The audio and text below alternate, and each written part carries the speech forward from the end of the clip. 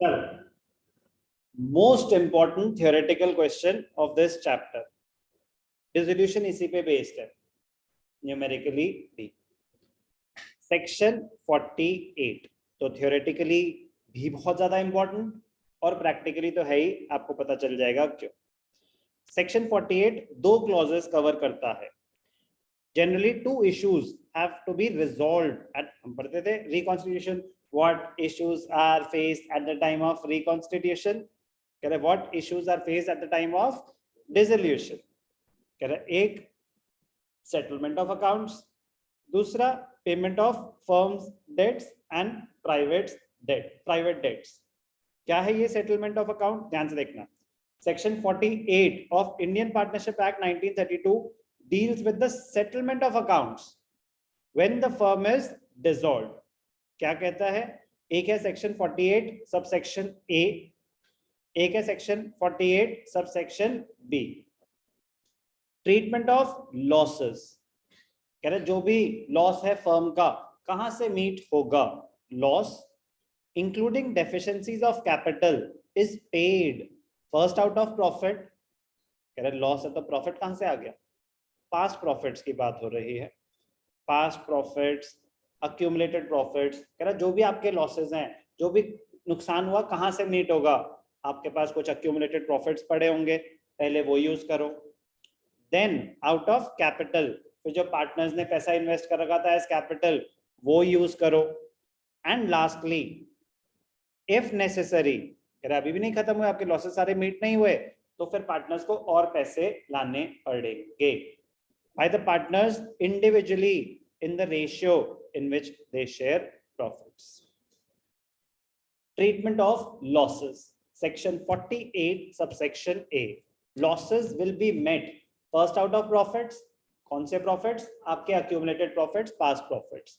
Then out of capital, जो आपने पैसे इन्वेस्ट कर रखे थे, उसके बाद भी अगर कुछ लॉसेस बच जाते हैं, the partners have to bear these losses in the profit sharing ratio. Theoretically बस पता होना चाहिए ट्रीटमेंट ऑफ लॉसेस। प्रैक्टिकली क्या यूज होगा, application of assets, section 48 subsection B, most important theoretical question, most important practical part of this chapter. कह रहे business has come to an end, तो सबसे बड़ी रिस्पॉन्सिबिलिटी क्या होगी, जिसके जितने पैसे देने हैं दे के खत्म करो, जिसके जितने पैसे देने हैं दे के खत्म करो। तो कह रहे क्या कोई सीक्वेंस है, कह रहे हाँ, ऑर्डर ऑफ रीपेमेंट है, ऑर्डर है, उस ऑर्डर में रीपेमेंट करना, ऐसे नहीं कि जो पहले आ गया उसको जैसे पता चला कि वो बंद हो रही है, भागो पकड़ो इनसे अपने पैसे ले लो। Order of repayment section 48 subsection B. सबसे पहले application of assets, assets of the firm include, application of assets का मतलब कि जो एसेट्स बेच के पैसा आया, जो आपके पास कैश एंड बैंक बैलेंस पड़ा है, वो किस ऑर्डर में यूज होगा, are applied in the following order. सबसे पहले in paying firms debts to third parties, firm debt to third parties, कह रहे पहले बाहर वालों के निपटाओ, पहले बाहर वालों के निपटाओ, बाहर वालों के creditors, bills payable, employees provident fund is a third party liability.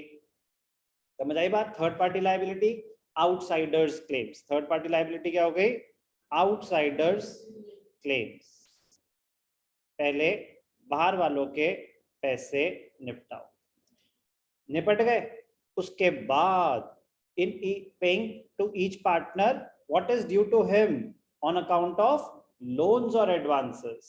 तो पहले third party liabilities, outsiders claims, उसके बाद पार्टनर्स लोन, उसके बाद पार्टनर्स लोन। आपने बिजनेस में पैसा डाला है, आपके जो पैसा डाला है वो तो in the form of capital भी हो सकता है, in the form of loan भी हो सकता है।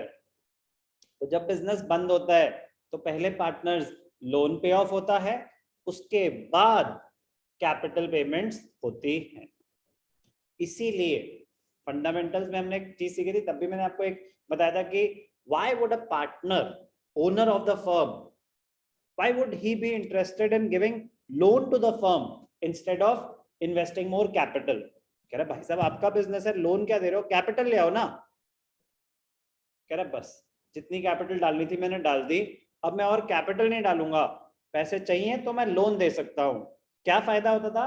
एक तो फिक्स्ड इंटरेस्ट कैरी, अगर कुछ डिसाइड नहीं भी हुआ, interest on loan is a charge against profit, देना ही पड़ेगा इंटरेस्ट ऑन लोन, एक वो रीजन था। दूसरा reason, at the time of dissolution of firm, partners loan is given a preference, partners loan is given a preference at the time of dissolution, preference in payment, कि पहले पैसे किसको दिए जाएंगे? Partners loan, third party liabilities को तो पहले meet करेंगे, कह रहे पहले बाहर वालों को खाना खाने दो, तुम्हें बड़ी जल्दी हो रही है तो पहले बाहर वालों को निपटाओ, उसके बाद घर के बड़े खाएंगे, फिर अगर बच गया तो बच्चे खा लेंगे, वो आपकी मर्जी है, बच्चे कौन बड़े कौन। पॉइंट है पहले थर्ड पार्टी लायबिलिटीज, फिर पार्टनर्स लोन, उसके बाद in paying each partner ratably what is due to him as capital, उसके बाद लास्ट में क्या दिया जाएगा? कह रहे हो गए थर्ड पार्टी लायबिलिटीज मीट हो गई, पार्टनर्स लोन मीट हो गया, पार्टनर्स कैपिटल मीट हो गया, उसके बाद अगर पैसे बच गए, उसके बाद अगर पैसे बच गए तो प्रॉफिट शेयरिंग रेशियो में बांट लो। The residue if any is distributed among the partners in their profit sharing ratio. कोई भी डाउट? सेक्शन 48 सबसेक्शन बी याद होना चाहिए। तो जल्दी से देखते हैं एप्लीकेशन ऑफ एसेट्स के सीक्वेंस क्या है। सबसे पहले third party liabilities, third party liabilities का कोई एग्जांपल देंगे कृति? ओके गुड, क्रेडिटर्स और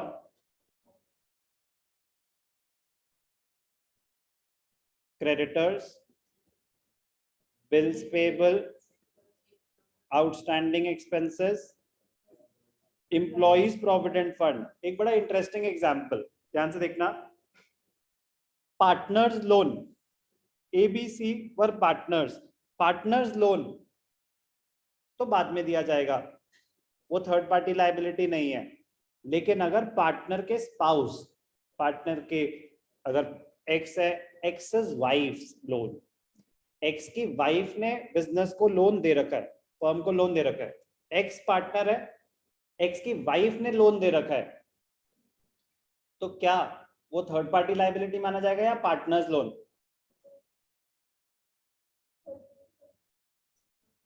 वो थर्ड पार्टी लाइफ, पार्टनर थोड़ी ना उसकी वाइफ।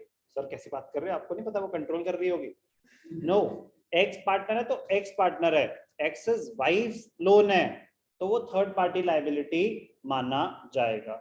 ऐसी अगर मिसेज एक्स पार्टनर है और एक्सेस लोन है तो उसके हस्बैंड का लोन हो गया, पार्टनर तो मिसेज एक्स है ना, तो एक्सेस लोन क्या पार्टनर लोन माना जाएगा? नहीं। तो इंपॉर्टेंट पॉइंट है काफी ज्यादा, loan given by partners spouses, तो स्पाउसेस हस्बैंड हो या वाइफ हो, कोई भी हो, पार्टनर नहीं था।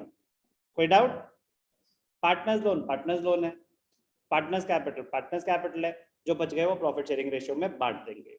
एक इंटरेस्टिंग पॉइंट, तो ये तो समझ आ गया ना, मैं चाहता था कि पहले बेसिक कॉन्सेप्ट हम सीख लें। अब देखना, दोबारा पढ़ते हैं सेक्शन को। सबसे पहले in paying firm's debt to third parties, सबसे पहले दे दिए वो, in paying to each partner rateably what is due to him on account of loans and advances.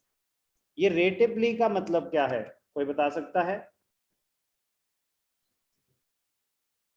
रेटेबली मतलब प्रपोर्शनेटली, रेटेबली मतलब प्रपोर्शनेटली, बेटा किसी रेट पे। अब in paying to each partner rateably what is due to him on account of capital, किस rate पे कैसे हो सकता है? प्रपोर्शनेटली का मतलब ये कि अगर हमारे पास बचे सिर्फ 1 लाख रुपए, कह रहे बाहर वालों को पैसे दे चुके थे, अब हमारे पास सिर्फ बचे 1 लाख रुपए, ए का लोन है 50,000, बी का लोन है 1 लाख, सी का लोन है 2 लाख, अब किसको दूं?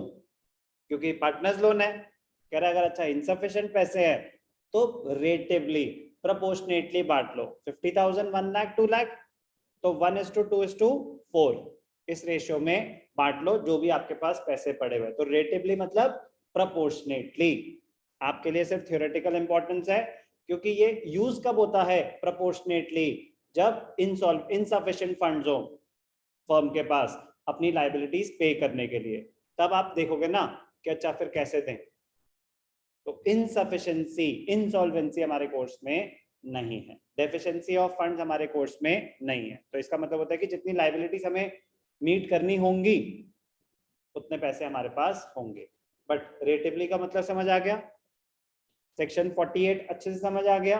48A purely theoretical, 48 subsection B very very important, sequence याद होनी चाहिए, क्योंकि जब आप क्वेश्चन सॉल्व कर रहे होगे तो third party liabilities realization account के थ्रू रूट होंगी, अलग बनाया जाएगा, पार्टनर्स लोन सेपरेट बनाया जाएगा, पार्टनर्स कैपिटल अकाउंट सेपरेट बनाया जाएगा। तो उसका पर्पस ही यही होता है, पहले बाहर वालों के, फिर पार्टनर्स लोन के, फिर कैपिटल बैलेंसेस पे ऑफ करेंगे। Section 48 subsection A and subsection B both are very very important.